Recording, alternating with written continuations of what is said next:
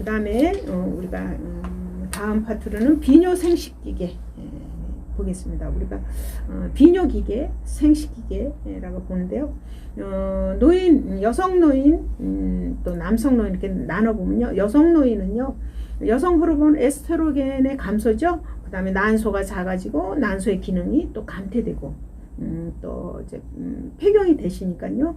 또 질 수축이 되고, 질의 분비물이 저하돼요.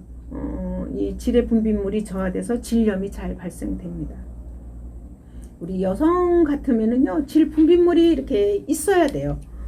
있어야지 그게 외부로부터 세균을 막는데, 노인이 되면 폐경이 되면서 질이 건조해져요. 질 건조증이 있습니다. 질 건조증이 되면서 외부 세균을 막지 못해서 질염까지도 잘 발생이 되는 거죠. 자, 방광 기능이 또 저하되고 또 대뇌 기능의 저하, 이런 걸로 이제 우리가 방광이나 뭐 이런 것들은 또 어떤 신경 조절로 이렇게 그 소변을 보고 이러거든요. 그래서 방광 기능과 대뇌 기능이 저하돼서 요실금, 빈뇨, 야뇨 이런 게 나타납니다.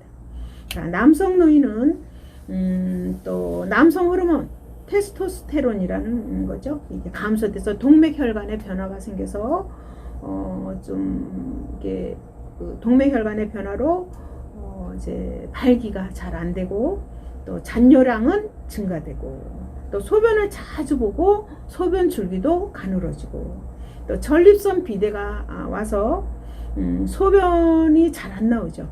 그래서 나중에는 이 전립선 수술까지도 이렇게 하시는데요. 그다음에 방광 근력도 저하됩니다.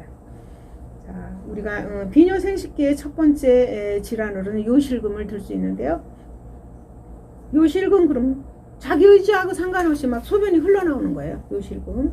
자, 이거는 방광 기능의 저하, 또 골반 근육의 조절 능력의 약화, 약물의 부작용, 또 요도 기능의 약화, 전립선, 남성들 같으면 전립선에 관련된 전립선 비대, 또 요로 감염, 또 복압 상승, 또 변비, 이런 거에 관련이 있습니다.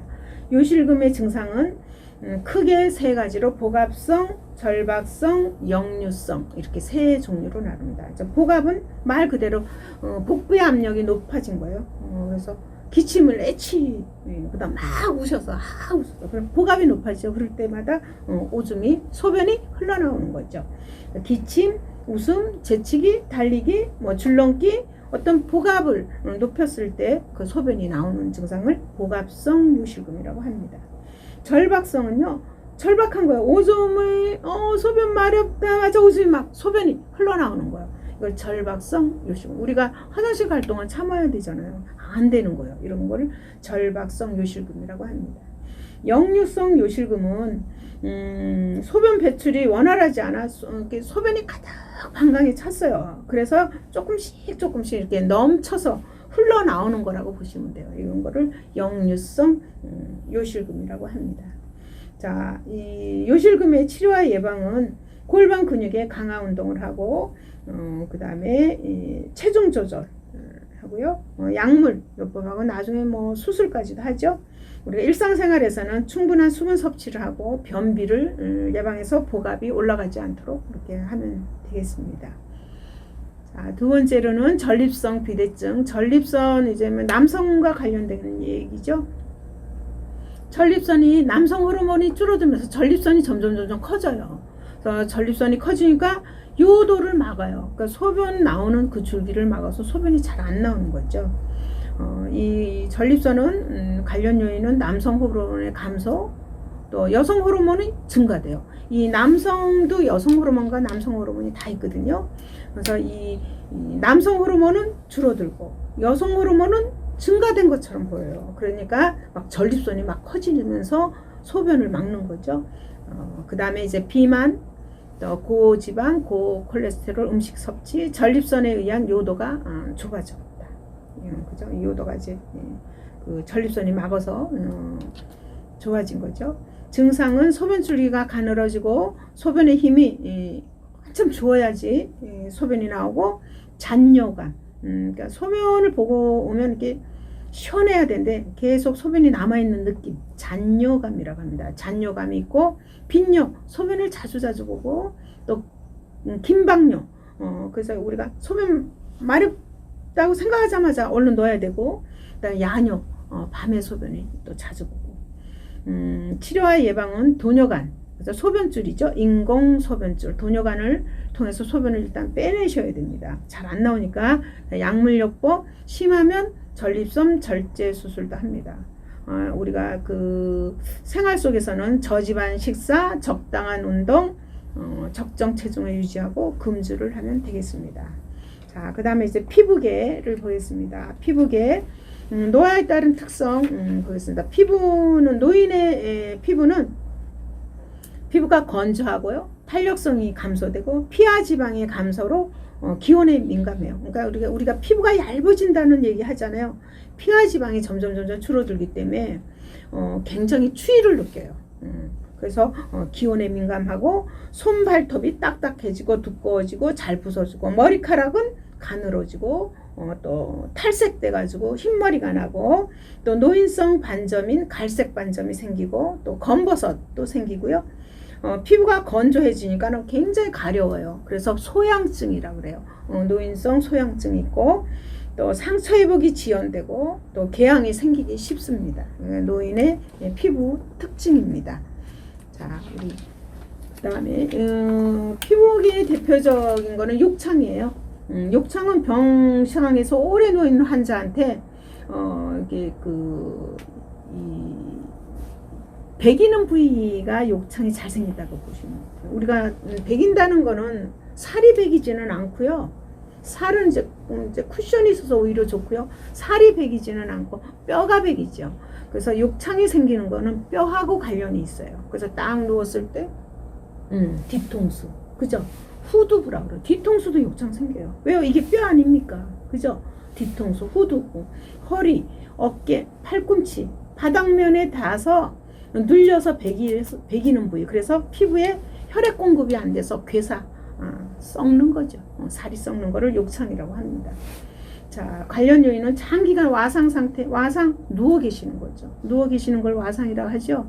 그래서 오랫동안 24시간 그냥 침대를 떠나는 시간이 없는 걸 와상이라고 하거든요. 와상 상태, 또 체위 변경이 본인 스스로 움직이기 힘들어요. 배기면 또 옆으로도 놓고 이쪽으로도 놓고 이래야 되는데 본인이 체위 변경이 어려운 거, 또 지속적으로 한 자리가 계속 눌리는 거, 압력, 그다음에 영양 부족, 또 체중 감소, 근육의 위축, 피하 지방의 감소. 피하 지방 좀 이렇게 살이 있으면 덜 배기는데요. 이 피하 지방의 감소로 많이 배기죠. 자, 그다음에 요실금, 변실금, 그죠? 대소변 싸면 그게 전부 이제 독소 아닙니까? 그래서 거기에서 어떤 그 욕창이 발생이 됩니다. 그다음에 부적절한 체위 변경.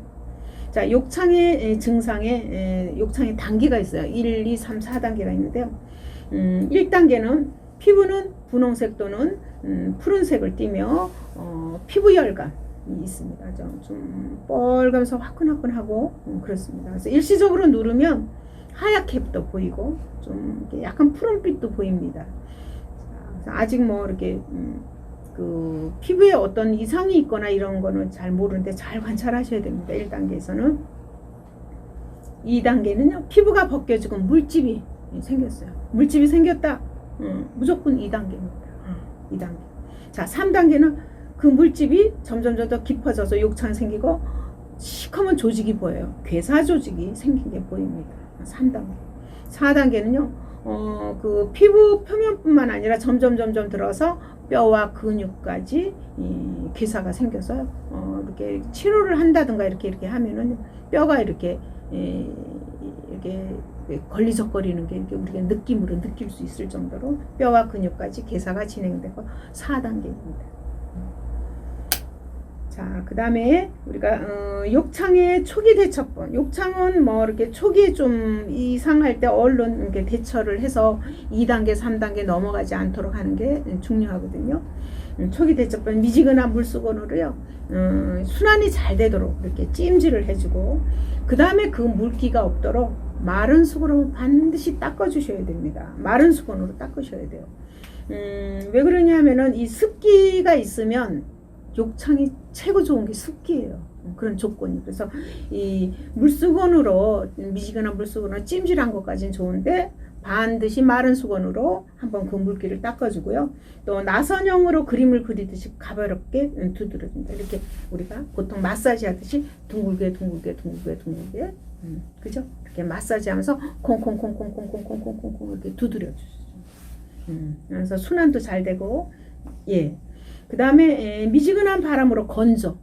아까 물기나 습기가 굉장히 욕창의 조건이라 그랬으니까 그걸 말려주셔야 돼요. 그래서 미지근한 바람으로 건조도 시켜주고, 춥지 않을 때는요 30분 정도 이렇게 열어서 햇볕에 쪼이도록 창가나 어르신들을 눕혀놓고 이렇게 햇빛을 쪼이면 그 욕창이 생기다가도 이렇게 오그라져요. 욕창의 부위도. 햇빛에 말리는 게 아주 좋습니다. 그러니까 어르신들을 창가에 눕혀놓고 이렇게 좀 그 부위를, 욕창의 부위를 이렇게 열어놓으시는 것도 하나의 방법이겠습니다. 욕창의 치료와 예방은 2시간마다 그 체위 변경 아주 중요합니다. 2시간마다 의자나 휠체어 이렇게 앉아 있는 상태에서는 1시간마다 체위 변경합니다. 그러니까 앉으면 이렇게 그 눌리는 정도가 더 심하기 때문에 1시간마다, 침대에서는 2시간마다 아주 중요합니다. 와상 어르신들은 우리가 체위 변경을 꼭 이렇게 해드려야 됩니다. 침대 시트의 주름, 침대가 시트가 구겨져 있어서 그 주름으로 뭐 얼마큼 욕창이 생길까 이렇게 생각하지만요, 와상으로 움직이지 못하시는 분들은 아주 이게 영향력이 큽니다. 그래서 침대를 팽팽하게 주름 없이 당겨서 펴주고, 젖은 시트, 대소변을 싸서 젖었어요. 그럼 습기는 욕창이 너무너무 좋아한다 그랬어요. 얼른 가르셔야 돼요. 그래서 대소변을 싸면 젖었기도 하지만 대소변에 독소가 있기 때문에 피부가 헐어요. 헐면서 욕창의 시발점이 되니까 대소변을 싼 젖은 시트 바로 교체해 주시고요. 무릎과 무릎 사이 그저 마찰이 안 생기도록 쿠션 같은 걸 끼워 주시고요. 그 다음에 이제 이런 어떤 분들은 거기에다 막 이제 베이비 파우더 이런 거 막 바르세요. 파우더 바르시면 안 돼요. 왜 그러냐면 이렇게 건조하는 게 가장 좋은데 파우더로 덮어버려가지고 건조가 안 돼요. 그냥 무슨 콩가루 떡처럼 막 이렇게 돼버리거든요. 그거는 진짜 안 좋은 거예요. 뽀송뽀송하게 그 자체를 말리시는 거.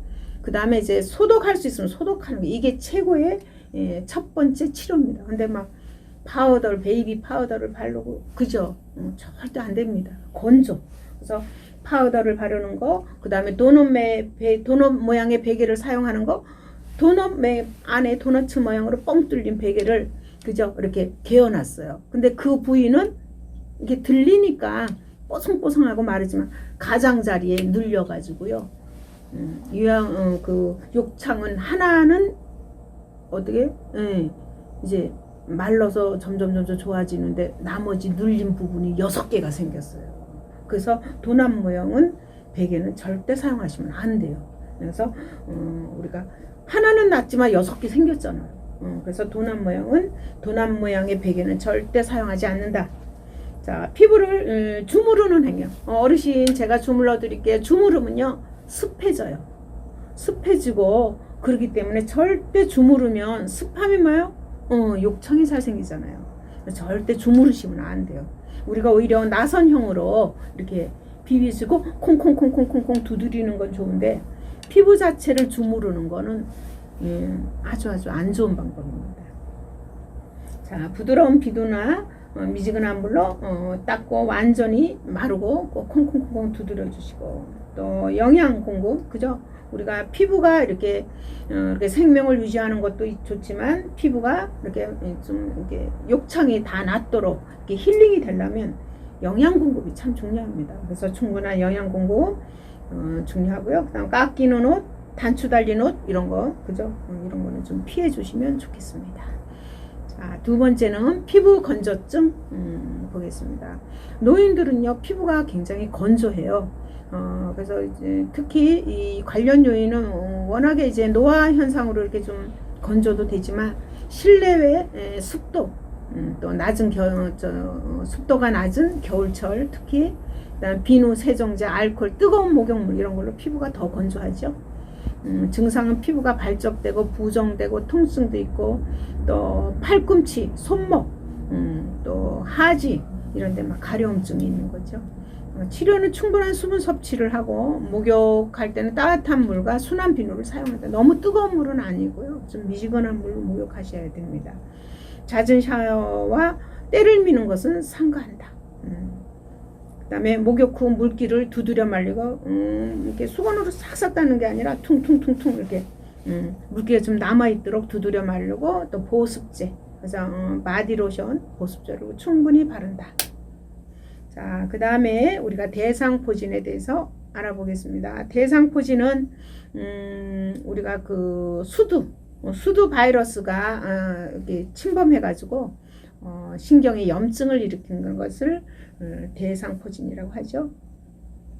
관련 요인은 고령, 과로, 스트레스, 백혈병, 그 다음에 골수나 장기이식, 자가면역 질환, 면역 억제제 복용, 전부 면역성이 떨어진 질환이에요. 뭐 골수이식, 장기이식, 백혈병, 스트레스, 그죠? 전부 면역이 떨어졌을 때, 자 증상은요 수포가 생기고요, 통증이 있고 자결감은 막 따끔따끔따끔하고, 예, 뭐 바늘로 쑤시는 통증, 또 따끔따끔따끔한 통증 이런 걸 자결감이라고 우리가 표현하거든요. 통증 중에서도 이런 자결감이 있고 굉장히 가려움증도 있습니다.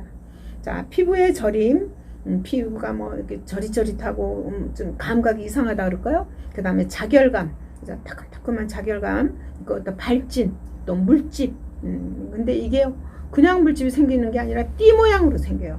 자, 여기서부터 여기까지 이렇게 돌려가면서, 안 그러면 여기서부터 이렇게 돌려가면서 이렇게 띠 모양으로 생깁니다. 띠 모양. 이게 아주 특징이에요. 왜 그러냐면 신경절을 따라서 이렇게 나타나기 때문에 그렇게 신경절. 자, 치료와 예방은 대상포진은 병소가 퍼지거나 감염이 되지 않도록 긁지 않으셔야 돼요. 근데 지금 가려우니까 많이 긁어요, 솔직히. 자, 항바이러스제, 항염증제, 진통제, 냉찜질, 칼라민 로션 바르는 거예요. 병원에 가면 그 로션 같은 거를 그 대상포진 나타난 부위에 바르라고 합니다. 그래서 칼라민 로션입니다. 그게. 그 다음에 국소 치료제를 사용하고요. 그 다음에 적절한 영양, 휴식 해야 합니다. 또 그 예방 접종할 때는 의사와 상의해서 예방 접종을 할 수 있습니다. 자, 그 다음에 이제 우리가 다음으로는 옴을 보겠습니다. 옴은 그 옴 진드기로 인해서 피부 속에 이렇게 기생되면서 굉장히 가려움을 호소하는 질환입니다. 그래서 특히 이 가려움은요 밤에 많이 심하게 나타나고요. 오염된 친구 옷에 접촉했을 때, 또 대상자, 동거인, 요양보호사 동시에 치료해야 된다는 거, 그죠? 이게 그 같이 사람과 사람의 직접 감염이 되기 때문에 같이 치료해야 됩니다. 대상자 또는 그 동거인, 가족, 요양보호사 동시에 치료를 해야 됩니다. 자, 목에서 발끝까지 전신에 연고를 바르고, 머리나 얼굴, 마비로 인해서 수축되거나 굴곡진 부위도 빠뜨리지 않고 꼼꼼히 잘 바르시고요. 또 세탁이 어려운 것은 또 3일간 햇빛에 널어서 하거나 또 다림질을 해서 이렇게 관리해야 되고요. 뜨거운 물로 10분에서 20분간 세탁하고, 세탁 후 3일 이상 사용하지 않는다. 그래서 그 옴은 꼭 같이 치료해야 한다는 거 꼭 이렇게 잘 알아두시기 바랍니다. 자, 그 다음에 노화에 따른 변화에서 다음으로는 머릿니 있어요. 머릿니, 우리 어릴 때는 또 이 구경을 했지만 요즘에는 이가 잘 없잖아요. 그래서 머릿니는 이제 그 머리에 그 흡혈, 피를 빨아먹죠. 증상은요 굉장히 가려움증이 있고, 수면장애, 피부 상처, 두피염, 두피 쪽에 염증도 생기고요. 자, 치료와 예방은 감염되었을 때 그 감염성 있는 어떤 물건이나 접촉을 하지 않는다. 친구와 옷을 뜨거운 물로 세탁하여 말려서 사용한다. 55도 이상에서 5분 이상 노출되면 모두 죽는다. 그러니까 뜨겁게 하거나 이렇게 하면 다 그 머리니 죽습니다. 그래서 빗, 브러쉬, 수건 이런 거는 같이 사용을 금합니다. 빗과 브러쉬는 5분에서 10분 이상 뜨거운 물에 담가서 소독합니다. 자, 다음으로는 신경계에 관련된 노화 질환을 보겠습니다. 노화에 따른 특징을 보면 교재 172쪽입니다.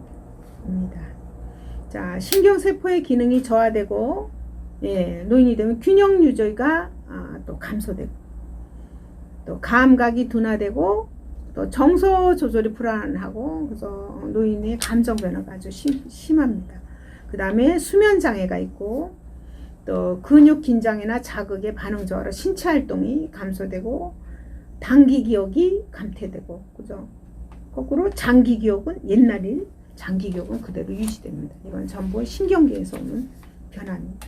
그러니까 신경계의 주요 질환은 치매, 뇌졸중, 파킨슨 질환입니다. 그래서 우리가 치매, 뇌졸중, 파킨슨 질환은 대표적인 노인성 질환이기도 하지만 우리 장기요양 등급을 나오는 질환이기도 합니다.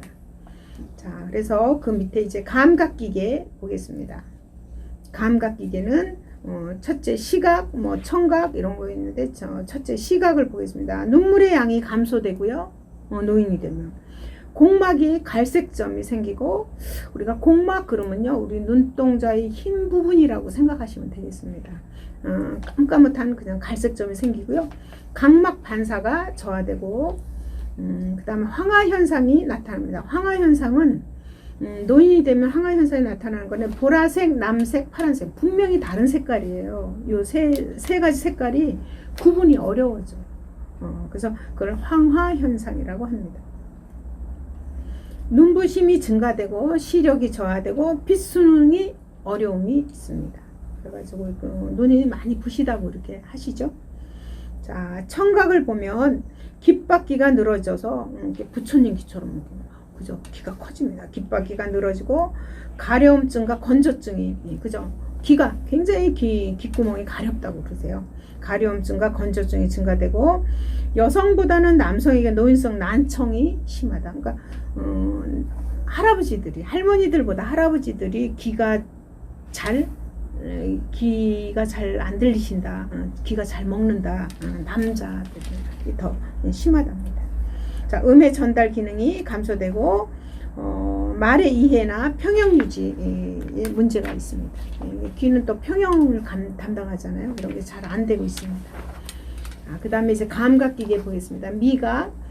미각은 이제 우리가 입맛이라고 볼 수 있는데요. 이 입맛의 미래의 수가 감소된 우리가 이게 맛을 느끼는 세포를 미래라고 합니다. 미래. 이 미래의 개수가 기능이 감소돼서 그 맛의 감각이 훨씬 떨어집니다. 특히 신맛과 쓴맛의 감지는 증가돼요. 그 다음에 단맛과 짠맛의 감지는 감소됩니다. 그래서 달고 짠 것이 본인이 둔하니까 음식을 여성분들이 하면요 단 거를 많이 넣어요. 그 다음에 소금도 많이 넣어요. 왜요? 본인의 입맛이 좀 둔하니까. 그래서 노인이 음식을 하면 달고 짜게 돼요. 자, 그래서 이게 미각의 변화 때문에 그렇습니다. 자, 맛에 대한 감지 능력이 저하. 조미료를 더 많이 넣은 음식을 좋아해요. 왜요? 둔감하시니까 맛을 느끼기 위해서는. 자, 후각은 후각세포 감소로 냄새를 잘 맡지 못함. 그래도 가장 늦게까지 남아있는 감각 기능은 후각이에요. 후각. 자, 촉각은 통증에 대한 민감성 감소로 둔감한 반응을 보입니다. 자, 우리 그 다음에 녹내장을 보겠습니다. 녹내장은요, 눈의 안압이라고 그러죠. 안압이 상승되어 시신경이 손상되어 시력이 점점 안 보이는 거예요. 그래서 좁은 시야, 우리가 이렇게 있으면 시야가 이렇게 넓어서 이제 180도 이상까지 다 이렇게 보이는데요. 시야가 이렇게 굉장히 좁아집니다. 점점 좁은 시야, 이물감, 하얗게 혼탁된 각막, 안구 통증, 두통, 구역질, 실명. 나중에 이제 눈이 안 보여요. 실명됩니다. 이제 녹내장은 위험한 게 나중에 실명까지 돼요. 그래서 얼른 조기 발견해서 치료하는 게 최고입니다. 또 어두움 적응의 장애, 색깔 변화 인식 어려움 이런 게 있습니다. 자, 백내장은 노인은 눈동자에 하얀 벽태가 끼어가지고요 잘 안 보이셔요. 그래서 이거를 이제 걷어내는 수술도 하죠. 그 노인성 질환이라고 보겠습니다. 자, 노화, 또 지나친 음주, 흡연, 또 당뇨병, 고혈압의 합병증으로 동공에 이제 백색 혼탁된 물질이 끼인 거고, 또 불빛 같은데 이렇게 퍼져가지고 무지개빛 현상이 나타나고요.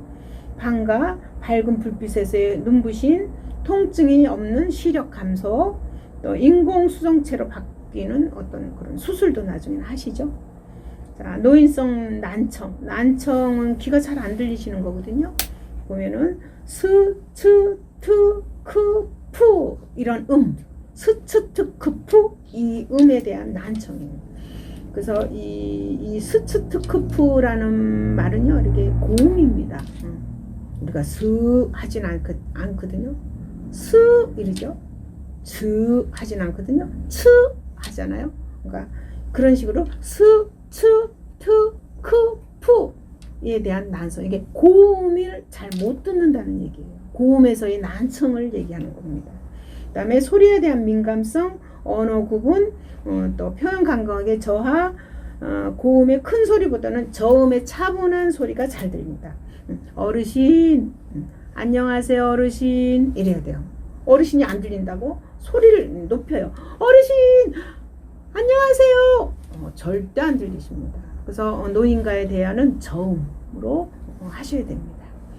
자, 그 다음에 내분비계 보겠습니다. 노화에 따른 특성을 보면 내분비계, 그럼 생각나는 게 포도당 대사는요. 인슐린 뭐 이게 생각나시잖아요. 그래서 인슐린에 대한 민감성이 감소되고, 또 공복 혈당이 상승되고, 갑상선 호르몬 분비량이 감소되고, 기초 대사율도 감소됩니다.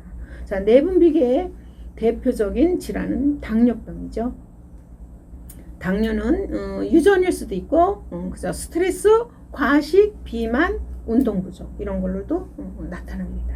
자, 당뇨의 증상을 보겠습니다. 당뇨는 크게 세 가지 증상이 있습니다. 다음, 다식, 다뇨. 그죠?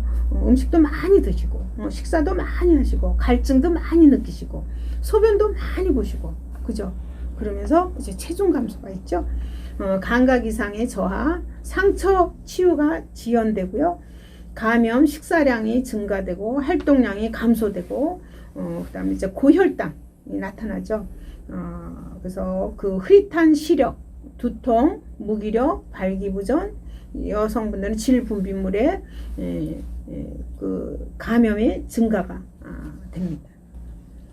자, 식사량이 감소 및 활동량이 막 증가되는 경우는 또 저혈당이 올 수도 있고요. 그 당뇨병 자체는 고혈당이지만 저혈당의 우려도 있습니다.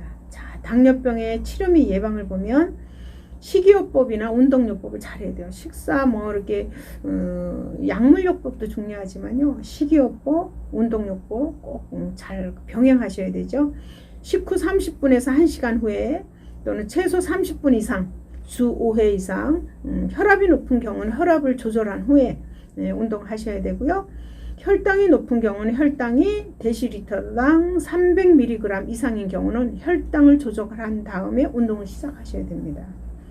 자, 약물요법, 우리가 그 병원에 가면 이제 약물요법 하죠. 약물 잘 드시고 식사, 운동 세 가지를 이렇게 잘 병행하셔서 하셔야 됩니다. 또 인슐린 맞으시는 분도 있는데요. 인슐린은 입으로 먹는 인슐린은 없어요. 우리가 위장계로 들어가면 인슐린은 다 파괴됩니다. 그래서 인슐린은 반드시 주사 주입으로만 하고 있습니다. 그래서 주사 주입하니까 그 인슐린 용액 자체를 꼭 냉장 보관을 하셔서 쓰셔야 됩니다. 그냥 실온에 두시면 안 돼요. 이게 생물이기 때문에 꼭 냉장 보관하셔라는 거 꼭 알고 계시기 바랍니다. 자, 저혈당이 나타났을 때는 우리가 얼른 그죠? 단 음식을 주죠. 사탕이나 주스를 그래서 얼른 이렇게 그 저혈당에서 회복되도록 단 것을 섭취해야 되고요. 대상자의 발을 주의해야 돼요. 우리가 우리 몸의 가장 말단 부위는 발입니다. 이 발에서부터 이제 순환이 저해돼서 괴사가 오기 때문에 대상자, 이 당뇨병 대상자들은 발을 주의 깊게 잘 관리하셔야 됩니다.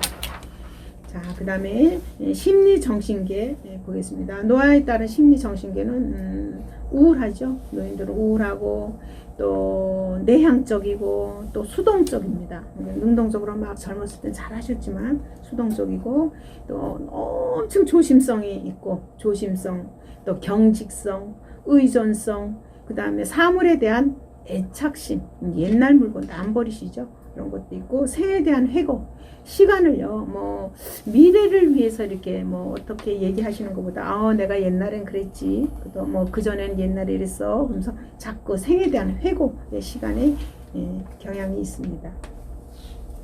자, 우리가 보시면 우리가 치매에 뭐 이런 부분도 있지만 이제 노인들은 일단은 우울해요. 노인 자체가. 그래서 우리가 우울증에 대해서 조금 알아보겠습니다.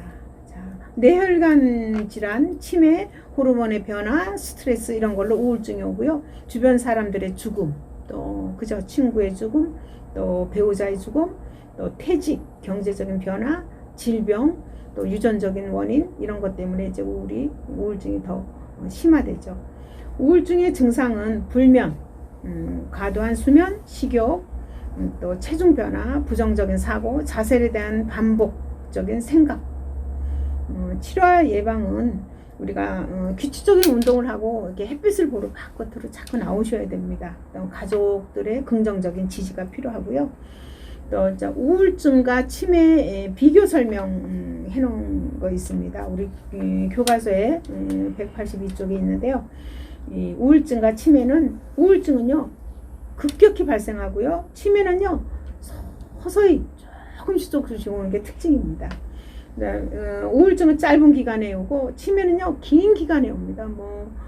보통 한 1, 2년이 우리 어머니가 좀 깜빡깜빡 하다가 치매가 오셨다, 이건 아니에요. 치매는요 10년 이상 걸쳐서 이렇게 아주 장기적으로 오는 겁니다. 그 다음에 우울증은 정신과 병력이 있어요. 옛날에도 정신과 치료했는데 우울증이 또 오고요. 치매는 정신과 병력이 없고요. 우울증은 기억력 장애를 호소해요. 기억이 잘 안 된다고 그러는데 치매는요 자기는 기억력은 잘 된다고 이렇게 주장하세요. 우울증은 모른다고 대답하는데요. 치매는 또 어떤 질문을 했을 때 근사치의 대답을 합니다. 또 우울증은 인지 기능의 저하 정도의 편차가 심한데요. 치매는요 인지 기능이 일괄적으로 쫙 저하되기 시작해요. 치매는. 우울증은 단기 기억과 장기 기억이, 그러니까 최근의 일과 옛날 일들이 다 똑같이 저하가 되는데 치매는 장기 기억은 잘 되고요, 단기 기억이 저하가 됩니다. 우울증은 이제 우울이 먼저 나타나는데요. 치매는 먼저 나타나는 게 기억력, 기억이 잘 안 되는 기억력 저하부터 먼저 나타납니다. 자, 그 다음에 우리가 선망에 대해서 보겠습니다. 이 선망은 시험에 잘 나오는 부분이기도 합니다. 선망은 의식 수준의 변화입니다. 의식이 마치 잠에서 덜 깨는 그 혼미한 상태라고 보시면 돼요.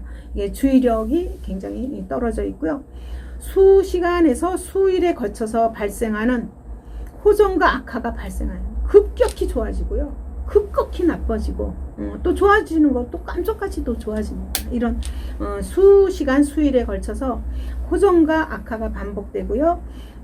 진압력 장애, 인지 장애, 초조 지각 장애, 편집망상, 정서 불안, 또 단독으로 발생하기도 하고 치매하고도 같이 나타나기도 하고요.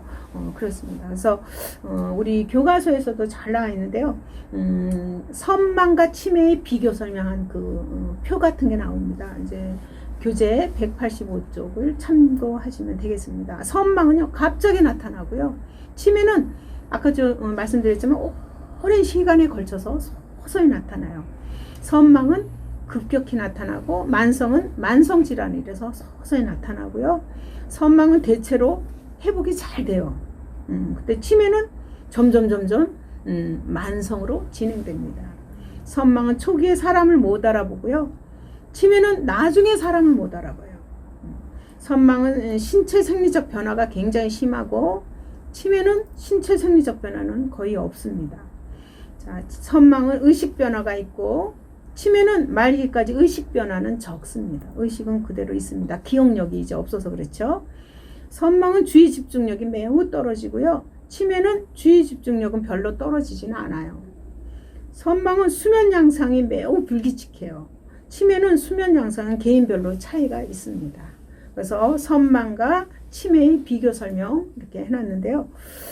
선생님들 이거 잘 기억해서 선망 아주 수시간 내에 또 수일 내에 갑자기 좋아지기도 하고 갑자기 나빠지기도 하고 회복도 빨리 됩니다.